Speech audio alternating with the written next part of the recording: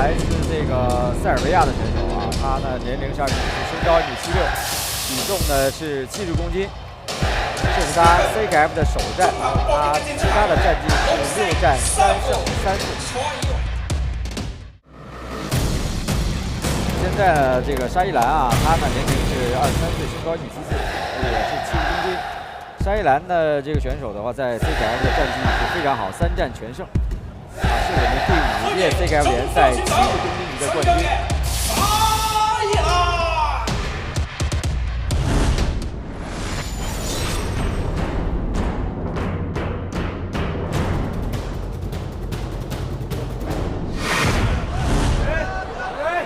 我们看一下啊，第一回合双方是什么样的战术？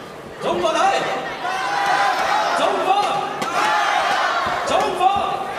两个人呢，估计要试探个，再探一探，对，试探个几十秒，看谁首先发难。啊，这个是试探啊，前腿，所以呢，现在跳，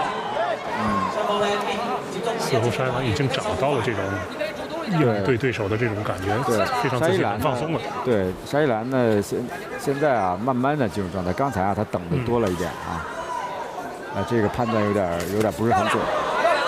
上去，不要着急。沙依兰这个后手啊，一定要抬高啊，要保护好对方的前腿出的很快。前手直接给怼进去了啊！沙依兰的场边的助手在喊要让他要出前手拳，其实这个是对的。因为对手的这个腿法啊出的比较多啊，其实你要用拳看能不能压制住对手一下，前手摆拳也是可以的。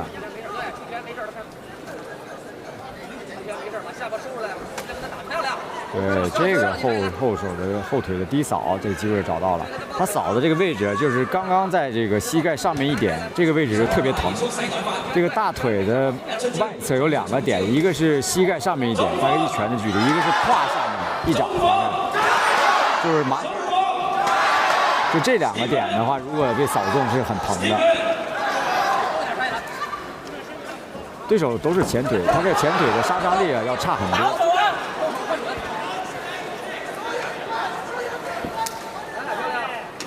沙依兰就直接出后腿啊！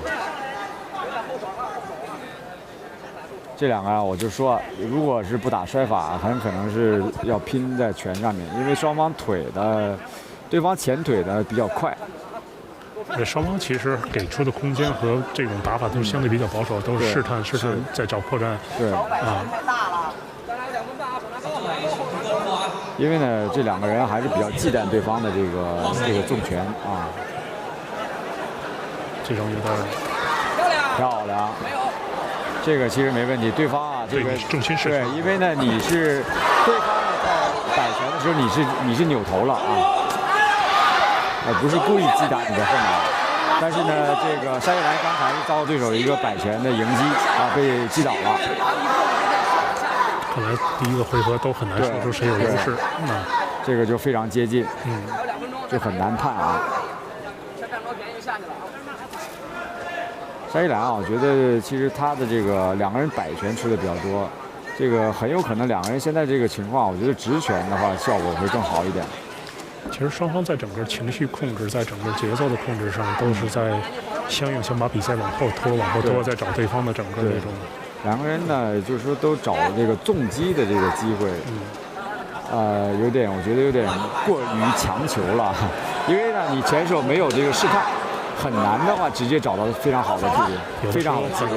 这种主动稍微进攻一点，可能会对方给出的错误会更多。是，谁都怕呢，先去出这个大的动作，遭到对手迎击，就是这样啊。这个砸摔啊，这个把观众很多都震住了。对于空手道很多高手来讲，他们地面并不是他们的优势。对。这个对手他的下位细翻啊，给我感觉他刚才移腿的时候是比较费劲。漂亮，地面的这种机会。对，双方呢很有可能啊，第一回合这个胜负手是在这儿，因为这个最比较大的一个动作其实就是这个摔，摔这下接着地面的几下砸拳。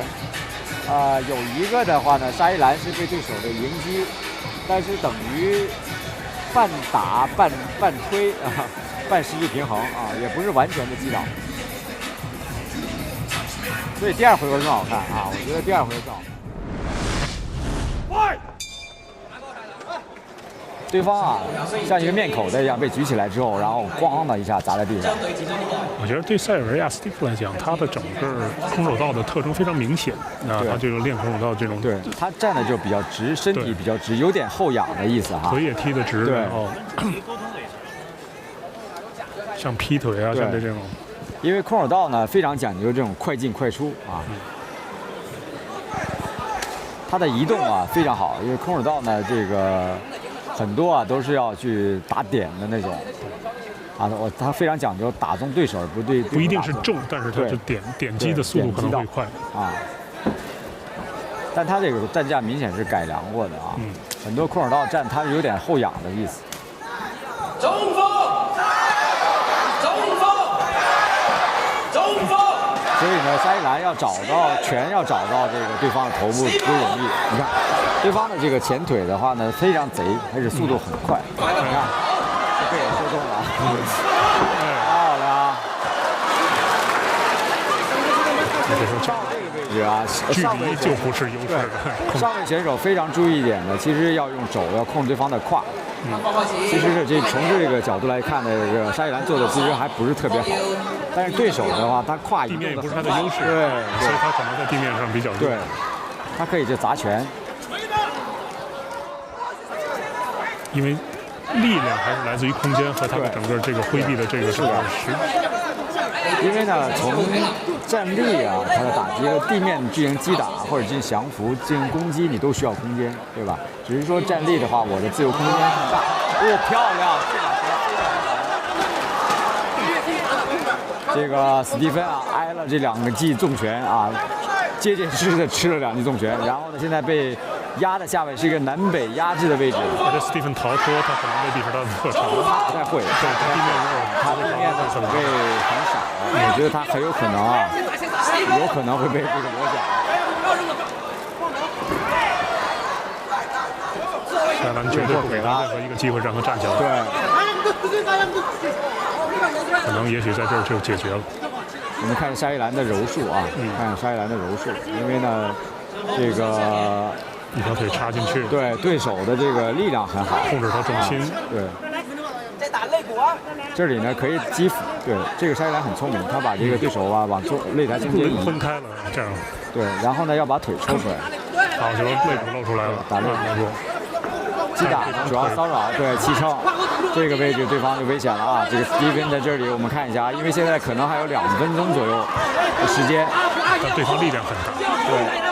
但这里如果被压平啊，就坏了，而且这沙一兰很有可能会拿到裸脚的位置。如果被压平，就可以有可能会出一个 TKO。这个位置就非常，这是一个 body triangle， 就身体三角体的感觉。这个 body triangle 啊，它会压迫你的这个腹部这个横膈膜，从2肋这进来。对，所以你呼吸会非常困难。腿肯定是非常最有力的一对肌肉群。沙一兰呢，刚才啊，因为比较滑，所以他把这个位置丢掉了。这个就是因为双方出汗很多啊，沙一兰还是要在下位。这个呢，就是综合格斗规则特有的这个特点。对，是从这个位置开始。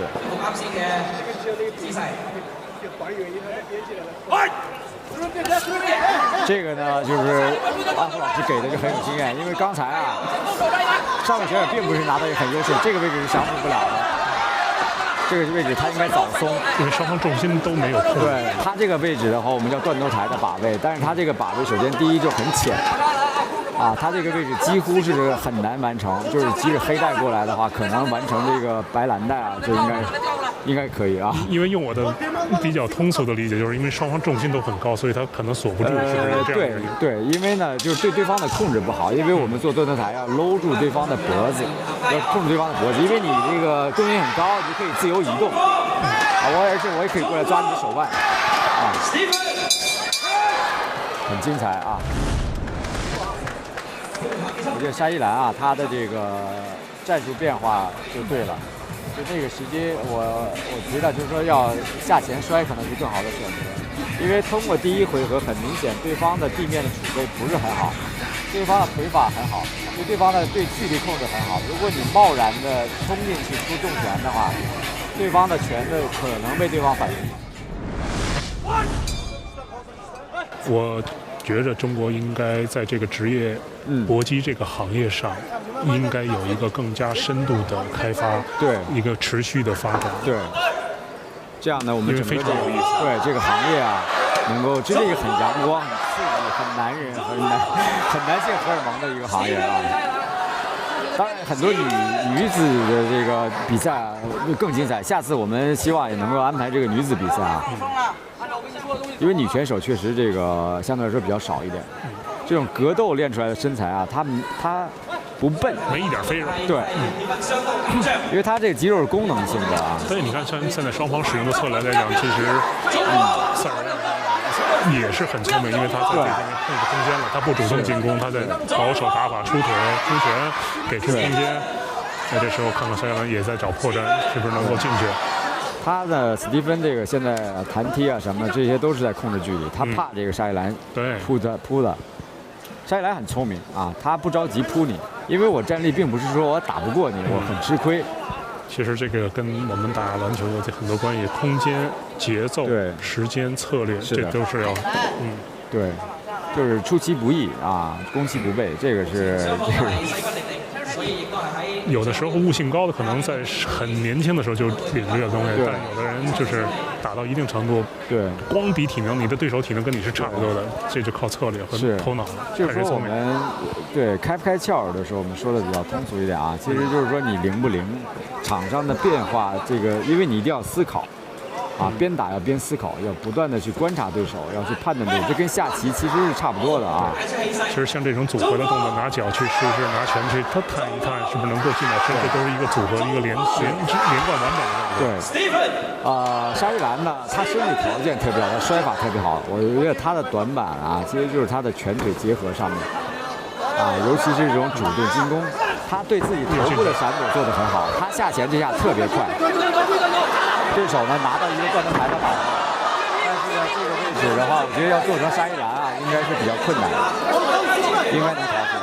对，因为呢给我感觉就是说对手啊，他从他下位的表现来看，他的柔术技术不是很好。对，要做成沙伊兰这种选手的话，你怎么也得是个子弹啊，就是柔术训练练得相当好的技巧，然后把位的位置，节奏，对，你技术差一点可能都没有，就逃出来。对，因为呢高手之间就是这样，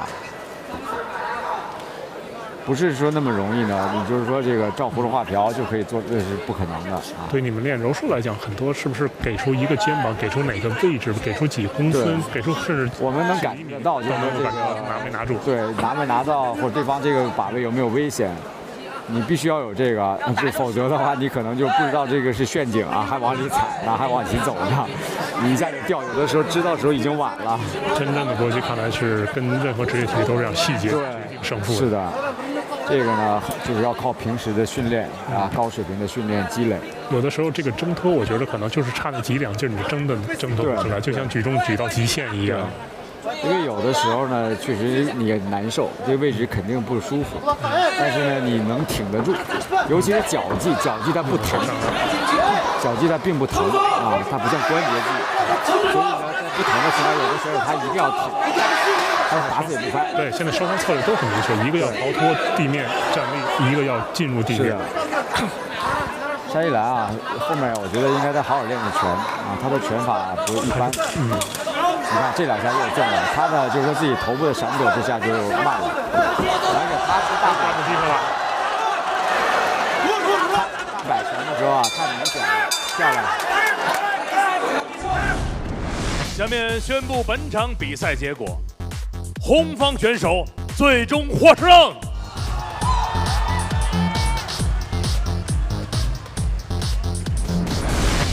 沙伊兰这边应该练拳法练得更好一点，因为如果有非常的好的拳，对于他打摔跤和打上位会非常有帮助。